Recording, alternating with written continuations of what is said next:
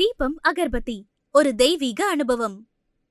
பக்தி கிளிட்ஸ் நேயர்களுக்கு வணக்கம். நான் கலைப்பிரியா பழனி. இன்னைக்கு நம்ம கூட யார் இருக்காங்க அப்படின்னா அஸ்ட்ராலஜர் ஃபெமி அருண் மேம் தான் இருக்காங்க. வணக்கம் மேம், எப்படி இருக்கீங்க? நல்லா இருக்கேன், சந்தோஷம் மேம்.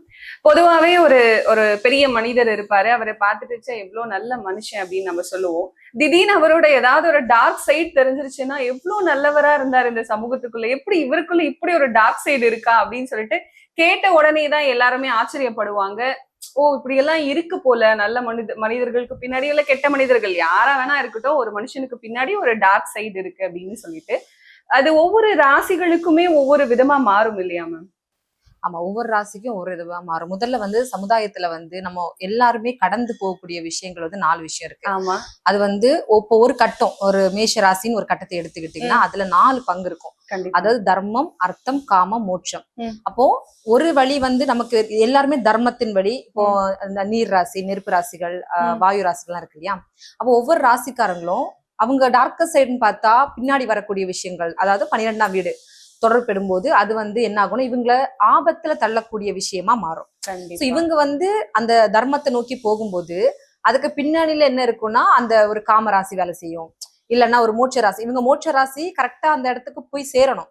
ஆனா இவங்க என்ன பண்ணுவாங்கன்னா இவங்களுக்கு போக வேண்டிய பாத் வேற. ஏன்னா இவங்க இருக்கக்கூடியதே ஒரு தர்ம ராசியா இருக்கலாம். கண்டிப்பா. அப்ப இவங்கள படுகொலையில தள்ள போறது யாரா இருக்கலாம்னா அவங்க பின்னாடி இருக்கக்கூடிய ராசி இவங்களை தள்ளி விடுறோம். இதுதான் டார்க்கஸ். அதனாலதான் நிறைய பேர் நல்ல பொசிஷன்ல இருந்தா சடனா ஏன் அவங்களுக்கு அந்த திசா புத்தி கரெக்டா வேலை செய்யும் போது ஒரு தவறான திசா புத்தி வேலை செய்யுது, அதாவது கெட்ட திசை ஒரு வேலை செய்யக்கூடிய நேரத்துல என்ன ஆகும்னா இவங்களுக்கு ஒரு நல்ல பெரிய இடத்துல இருந்தா இப்ப இப்படி இருக்காங்கிற லெவலுக்கு வந்துடும். இப்ப பொதுவாவே எல்லா ராசிக்காரர்களுமே இதுக்கு அடங்குவாங்களா அப்படின்னு கேட்டா கண்டிப்பா அது கேள்விக்குறிதான் இல்லையா? ஒவ்வொரு ராசிக்குமே ஒரு ஒரு குணாதிசயம் இருக்கும், இல்ல அவங்களுக்கு பின்னாடி இருக்கிற டார்க்கர் சைடு ஒரு மாதிரி இருக்கும். ஆனா இப்ப பொதுவா பாத்துக்கிட்டு இருக்க மக்களுக்காக இந்த ராசிக்காரர்களுக்கு பின்னாடி நீங்க யோசிச்சு கூட பார்க்க வேண்டாம், கண்டிப்பா டார்க்கர் சைடு இருந்தே இருக்கும் அப்படின்னு ஏதாவது ராசிகள் இருக்கா? பர்டிகுலரா நம்ம சொல்ல போனா ஒரு 4 ராசி இருக்கு. ஓகே. அதாவது மிதுனம், கன்னி, விருச்சகம். இதுல அதாவது இப்ப என்ன கொண்டு வந்தாலும் ஃபைனல் டிசிஷன் என்னன்னு பாத்தீங்கன்னா அவங்களுடைய கிரக நிலையங்களை வச்சுதான் நம்ம சொல்ல முடியும். ஏன்னா சடனா இப்போ நான் ஒரு மிதுன ராசி சொல்லிட்டேன்னா அவங்க அடுத்து நாங்க அப்போ எங்களுக்கு என்ன மைனஸே தான் இருக்கா, பிளஸ் நம்ம கிளைண்ட்ஸ் கேட்க வருவாங்க. கண்டிப்பா. சோ அப்படி கிடையாது. இருந்தாலும் நம்ம படிச்ச சாஸ்திரத்துல கொடுத்திருக்காங்க இவங்களுக்கு டார்க்கர் சைடுங்கிறது கண்டிப்பா இருக்கும். அப்போ அதாவது என்னன்னா இவங்க ஆக்சுவலி மிதுன ராசிக்காரங்களே டுவெல் கேரக்டர்ல வேலை செய்யக்கூடிய பர்சன். அப்ப இவங்க பாசிட்டிவ்ல போயிட்டே இருக்கும்போது இவங்களுக்கு என்ன ஆகும்னா சடனா ஒரு ஷேடோ லைஃப் ஸ்டார்ட் ஆகும். அப்ப இது நம்ம 100% அப்படின்னு சொல்லிட முடியாது, அவங்களோட கிரகத்தை ஆராயணும். சோ கன்னி ராசி பாத்தீங்கன்னா ஒரு கலில் இருதரம் தடுக்காதுங்கிறது நான் நிறைய இடத்துல சொல்லிட்டு இருக்கேன். அது கண்டிப்பா. ஏன்னா இவங்க எதை எடுத்தாலும் ஒண்ணு நம்பிடுவாங்க. எந்த பர்சன் அவங்க 6000 தன்மையை விட்டுக்கிட்டு சடன் ஆக்ஷன்ல இறங்கக்கூடியதுதான் கன்னிராசி. உடனே நம்பி அப்புறம் ஃபர்ஸ்ட் ப்ரையாரிட்டியா எடுத்துட்டு போறாங்களோ அவங்களும் நம்பிடுவாங்க. அதுல என்ன ரியலிஸ்டிக் இருக்குங்கிறத கொஞ்சம் யோசிச்சா இந்த கன்னி பெஸ்ட். அப்படி பாத்தீங்கன்னா விருச்சிகம் இவங்க யோசிக்கிற டெண்டன்சி இவங்களுக்கு இருக்காங்கிறதே கொஞ்சம் ரேர் தான். இதுல பிரில்லியன்ட்டும் இருக்காங்க, இல்லன்னு சொல்ல முடியாது. ஏன்னா இதுல இருக்கக்கூடிய தலைவர்கள் எல்லாம் நம்ம இருக்காங்க. ஆனாலும் இவங்களுக்கு சடனா அந்த கெட்ட குணங்கள் வேலை செஞ்சு நல்லா போயிட்டு இருக்க வழியும் சடனா ஆஃப் ஆயிரும். சோ அந்த ஒரு கேரக்டர் இந்த விருச்சிகம், கன்னி, மிதுனம். சோ இவங்க கொஞ்சம் கூட இவங்களுடைய லைஃப் பேட்டர்னை இன்னுமே கொஞ்சம் டீப்பா அனலைஸ் பண்றது பெட்டர். கண்டிப்பா மேம். இந்த 3 ராசிகள் சொல்லும் போதே அப்ப இன்னும் மத்த ராசிகளுக்கு பின்னாடி என்னென்ன டார்க் சைடு ஒழிஞ்சுக்கிட்டு இருக்கு அதை கேட்டே ஆகணும் அப்படிங்கிற அந்த ஒரு ஆர்வம் வருது இல்லையா? சோ இப்போ அடுத்ததான் மகர ராசிக்காரர்கள் தான் வெற்றி பெறணும், எதுலையாவது ஒரு விஷயத்துல நான் வின் பண்ணணும் அப்படின்னு நினைச்சு நிறைய ஓடி ஓடி ஏதாவது பல விஷயங்கள் பண்ணுவாங்க. சோ இப்படி ஓடிக்கிட்டு இருக்கிறவங்க மத்தவங்களோட உணர்வுகளுக்கும் மதிப்பு கொடுப்பாங்களா மேம்?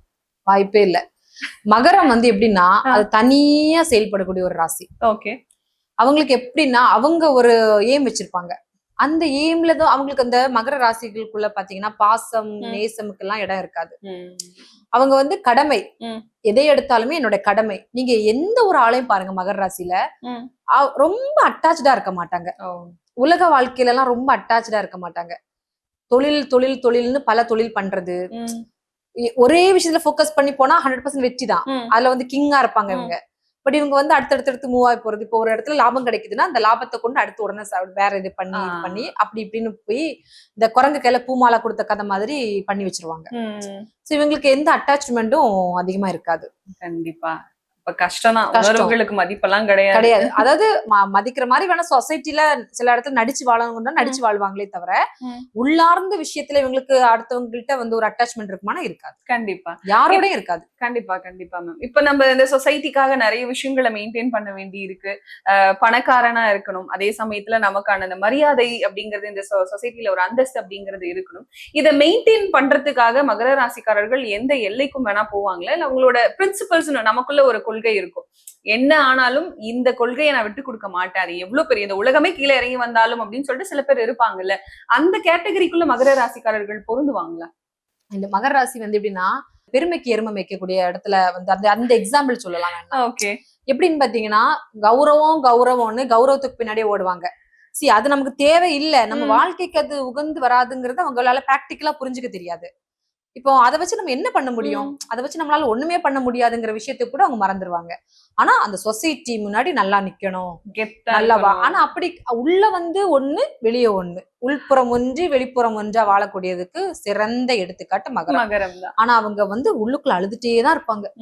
ஆனா வெளியே வரும்போது இந்த கர்மாக்களை வந்து அதிகமா சுமக்கிறது மகரம் தான்.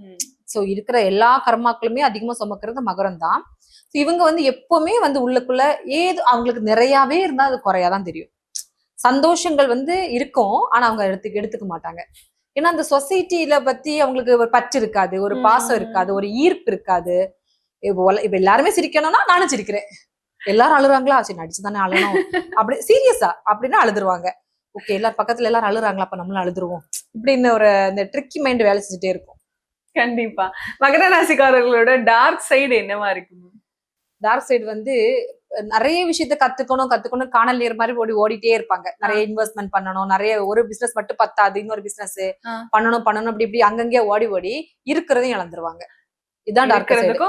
அந்த மன நிம்மதி போயிரும் இல்லையா. இப்போ ஒண்ணு வச்சுட்டு திருப்தியா வாழ்ந்தா சந்தோஷமா கொடி கட்டி பறந்துடலாம். இவங்க என்னன்னா இப்படி ஒண்ணு நல்லா பண்ணிட்டு இருப்பாங்க, சடனா ஒரு உதயம் வரும், இது பண்ணலாம் உடனே இன்வெஸ்ட் பண்ணு எடு பண்ணு அப்படிங்கிற போய் ஒரு முதலாளி ஒரே விஷயத்த பண்ணா அதே மகரத்துல இருக்க முதலாளிக்கு 2 கடை 2க்கு 3 கடை ஃபேக்டரி அப்படின்னு வந்துட்டே இருக்கும். இதே மகரத்துல இவங்க அடுத்தடுத்து முடிவு எடுக்கும் போது அதை க்ளோஸ் பண்ணக்கூடிய சூழ்நிலையும் வந்துடும். கண்டிப்பா. அப்ப யோசிச்சு பொறுமையா அவங்க அந்த இது டெண்டன்சி இருக்காது. அதை இப்போ நம்ம இந்த அட்வைஸ் எல்லாம் அவங்க கேட்டு பண்ணாங்க, இல்ல அவங்களோட பர்சனல் ஹாரோஸ்கோப் அனலைஸ் பண்ணி அதை எடுத்துக்கிட்டாங்க அப்படின்னா 100% நான் சொன்ன மாதிரி அவங்க கிங் அண்ட் குயின் ஆயிருவாங்க, எந்த டவுட்டும் இல்ல. பட் இவங்க இது மாதிரி கேட்காமலே தனக்கு ஒரு பாஸ் வேஷத்தை போட்டு போயிட்டே இருந்தாங்கன்னா காணல் நீர் மாதிரி காணாமலே போயிடும். கண்டிப்பா மேம், காணல் நீர் மாதிரி காணாம போயிடுவீங்கன்னு ஒரு வார்னிங்க கொடுத்திருக்கீங்க. இவங்க எந்த ராசிக்காரர்கள் கிட்ட ஜாக்கிரதையா இருக்கணும்? இவங்க மேஷ ராசிக்காரங்க கிட்ட ரொம்ப கவனமா இருக்கணும். மேஷம் தான் இவங்க காலை வாரி விட்டுரும். மேஷத்துக்கு இவங்க மேல ஒரு கண்ணு இருந்துட்டே இருக்கும்.